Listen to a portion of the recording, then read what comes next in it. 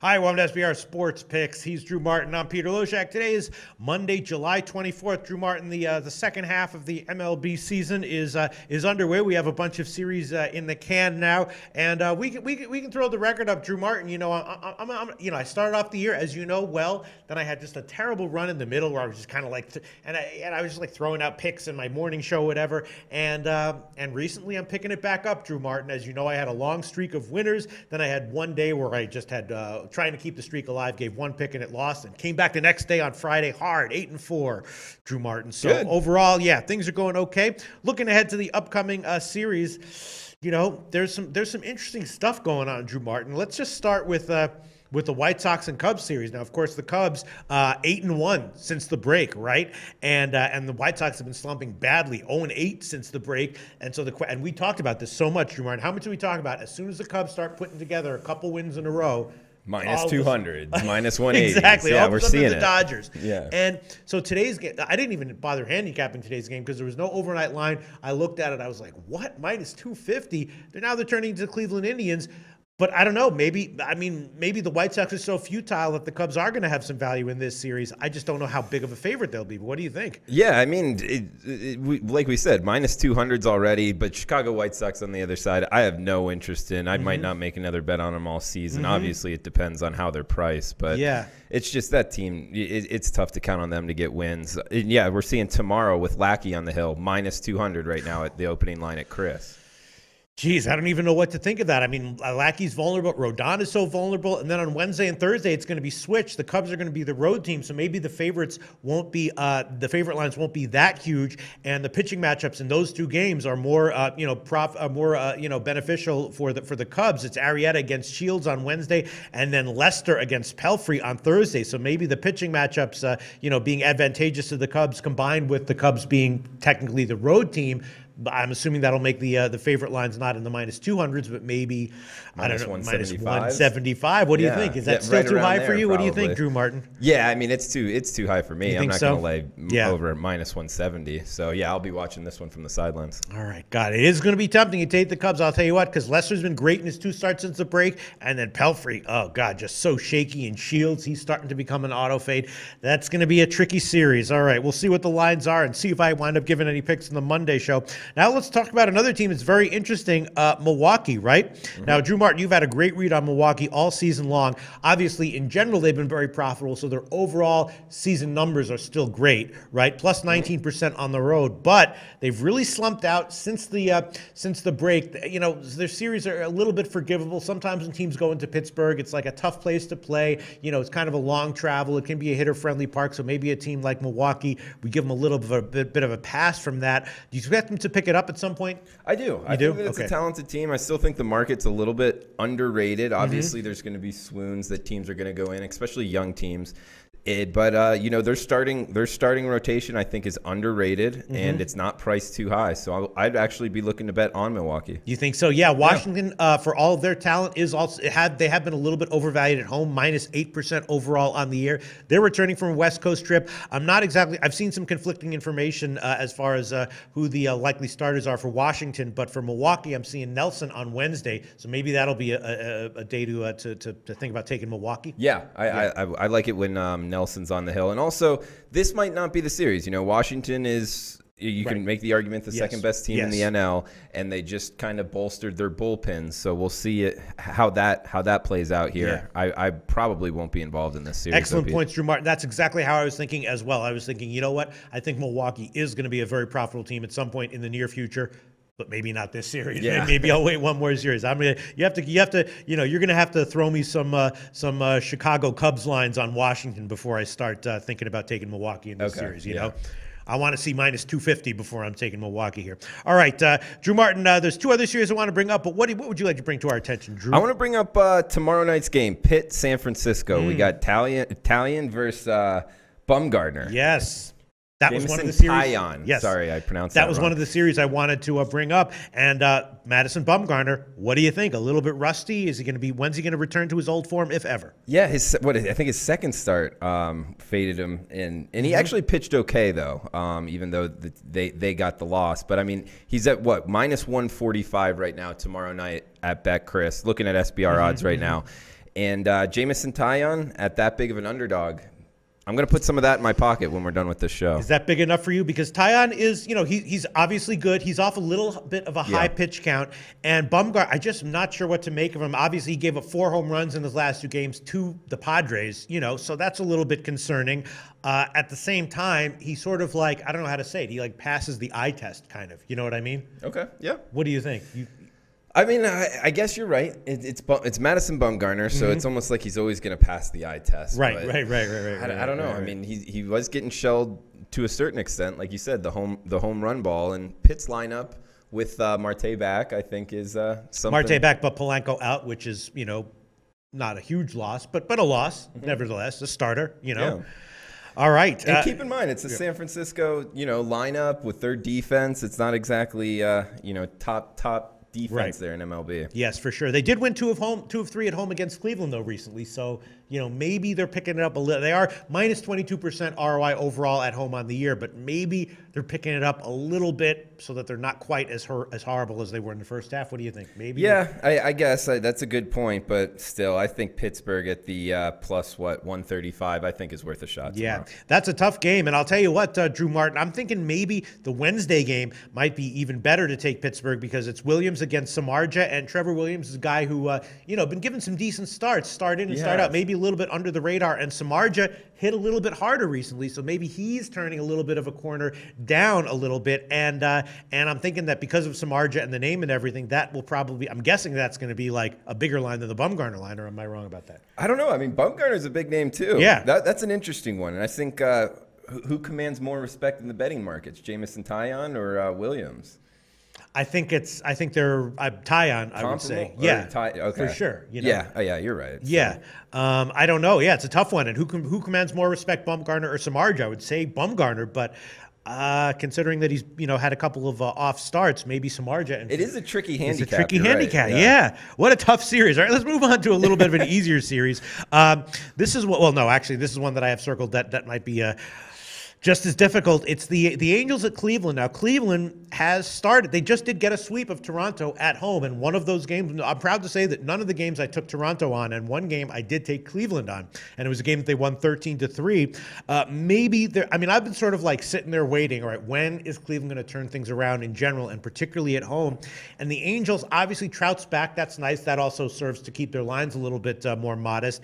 And I'm not sure that the Angels, even with Trout back, are a team that is a team that I'm afraid to fade. What do you think? Yeah, with this series, I guess to answer your question with Mike Trout, I'm not really looking to fade him. I don't know, but in this series with Cleveland, I can't get a read on Cleveland, man. They're such a volatile team, so laying minus 180, I'm not interested in. Right, and I'm just really limited my exposure as far as how many bets I'm making this time of year in baseball, and also ramping up the college football research. So the number of bets are going down, and this one is just not going to be one of them. All right, yeah, it is hard to get a read on Cleveland, but not hard to get a read on their bullpen, Drew Martin. I mean, no one would disagree that that's one of the best bullpens in baseball, right? Absolutely, yep. All right, so at some point, that's got to start paying dividends. I'll tell you what, Drew Martin, I'm thinking about taking Cleveland on Wednesday. It's Meyer against Carrasco. Now, Meyer, of course, a big arm, but he's a youngster who,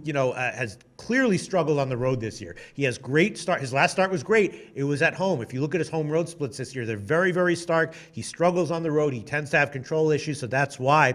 And then on the other side, Carrasco, who is also has better numbers on the road, but is I think much more of a reliable pitcher. He'll give up a few runs, but more likely he's going to give you 6 innings, give 11 strikeouts, and give up 2 runs or something like that. So I'm thinking because of Meyer that Cleveland will certainly be a big favorite on Wednesday, but I'm thinking that might be a spot to take them on the minus 1.5 or minus 1 line. I don't disagree with Pete. Yeah, and then on Thursday there's Nolasco and Bauer. Nolasco is who knows, so up and down. Who knows what that line will be? And then on Tuesday, I'm also thinking, did you have their line for Tuesday? The Cleveland line is it huge? It's Clevenger against Chavez. Yeah, minus 175 at Chris right now. God, yeah, because Clevenger started to really give a bunch of strong 6 inning starts in a row. Chavez is mediocre at best, but again, these are major league teams. You gotta have laying minus 175 is how Cleveland got into this spot of negative 23% ROI. Yeah, that is bad. All right, I'm definitely gonna be looking to play on them on Wednesday. All right, Drew Martin, there's a couple of starting pitching matchups that I want to highlight. Is there anything else you'd like to bring to our attention? The starting pitching matchups, yeah. We can't have this show and not talk about your boy Bartolo Colon. Oh, that's tonight, though. Yes. Yeah. Are we allowed to talk about that? Sure, on we show? are. I mean, we already covered this extent. Well, see, my thought is that this might be the last time we get to fade him. You think he's going to get another start? Oh man, isn't he going for like the top Dominican win record? And That's what I was heard. Away? That's what I was heard. You think because of that? I would love it if that's the case. Yeah, I mean. He's going for the Dominican top win record, and I'm going to get my negative units as low as possible. And so, that can both be helped by Bartolo Colon making a few more starts than, right? I mean, it's an argument to be made for it. So, yeah, it could definitely be his last start, though. You're right. Well, he's just been an auto fade, and I don't know if there's any time, because some of the auto fades, don't actually pan out like Wade Miley. We're going to talk about him in a second, but I think that auto fading Bartolo Colon has literally panned out every time this year. I can't remember one time when I've actually faded him and lost, but yeah, I'm fading him tonight. Although I'm fading him in just a very relatively safe way. I just took the first 5 innings over. First 5 innings over. Okay. 5. Because I was going to say, what are you doing? You're laying the run line with the home team or minus 230? I mean, neither of those I'm really interested in. First 5 innings over 5, because Ryu is also a guy who, not a little bit shaky. He's coming back from an injury, didn't have any rehab starts. He just had some simulated games. So, even if Colon comes in and gives up, only 3 or 4, which is entirely possible, Ryu might give you 1 or 2 or 3 himself. Yeah, no, that's true. So that's what I'm doing tonight. And then tomorrow on Tuesday, it is Wade Miley against Faria. The question is just how huge of a fave will Tampa Bay be? Because Faria has definitely, come a little bit back down to earth, as we all knew was going to happen, right? His strikeouts are down. His walks are up a little bit. Still getting nice results. And I want to fade Wade Miley for sure. The question is just how huge of a favorite will Tampa Bay be? I guess you have their opening line there. Yeah, they're minus 150. And one thing with Tampa Bay, has he faced Baltimore before? That's a good question. Yeah. I don't know. I'll have to check that. I didn't check that either. But, I think not. Okay, so that might make it a little bit more appetizing to lay it, but. Yeah, Wade Miley, I don't know. I've had some unluck with him too. Yeah, he's been one of these guys he's been on the auto fade list, but Baltimore's bailed him out a few times. Then also tomorrow there's the rematch of Duffy against Fulmer, and a lot of suckers were on Fulmer that in the first matchup. I was one of them. That was actually the game that I had on Thursday. I had my streak of 7 straight winning days in my morning show, and then it was Thursday, and we were all the commenters were like, we're passing on this entire card. There was nothing we really liked. My 2 leans cashed, which was Arizona on the second half and the first 5 innings in the Toronto-Boston game. But the pick that I wound up going with was Detroit on the first 5, Fulmer against Duffy, and it was a disaster. Of course, yeah. So now the rematch here. What do you think? Duffy, Fulmer bounces back in a major way? I think so, right? Yeah, I've been on Fulmer a few times. I wasn't that day, but good for you. Yeah, I'd be looking to back Fulmer. What's the opening line on that one? Do you have there? Minus 145. Oh, that's not too bad. No. That's not that bad. Although Duffy, I mean. Yeah, he's off a good start. Yeah. An excellent start. Feels like a bounce back spot for Detroit. We shall see. Then on Wednesday, let's see some of the pitching matchups that I've highlighted here. I haven't. We don't have the opening lines for these, but 2 that caught my eye for sure. One is Colorado at St. Louis. Hoffman against Martinez. Martinez is a guy who I have no problem, basically looking to bet on until further notice. And Hoffman is a guy who's definitely regressing. I know, pitching in St. Louis, he gets a little bit of a break, but he's also been a little bit shaky on the road as well. St. Louis will be a big favorite here, but maybe not a massive favorite. Yeah, what are you thinking? Minus 1? Jesus, I don't know. Yeah, 60-ish? 155. Yeah, okay. I really don't know. Would that be too? Like if it's minus 140, I'd probably be on St. Louis. Yeah, I'd be on it all day. You think so? You would? Even though minus 140-ish is kind of my kiss of death. Yeah, it's a little steep. But Colorado, I'm telling you, look, their offense exploded recently in that run of games at Coors.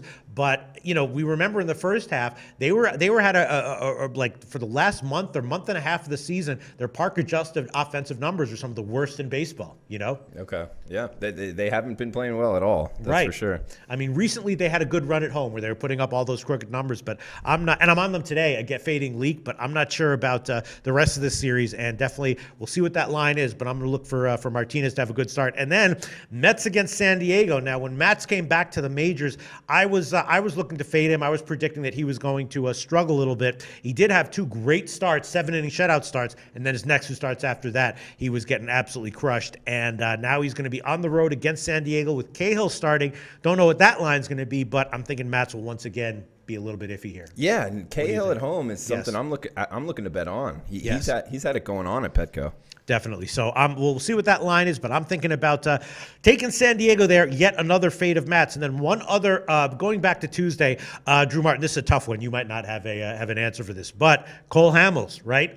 I was also expecting Hamels to get hit a little bit, and he was kind of like the opposite of Mats. His first start back, he did get hit, and I was on that, and then he ran off a string of like 3 or 4 nice starts in a row. His strikeouts, though, are still down.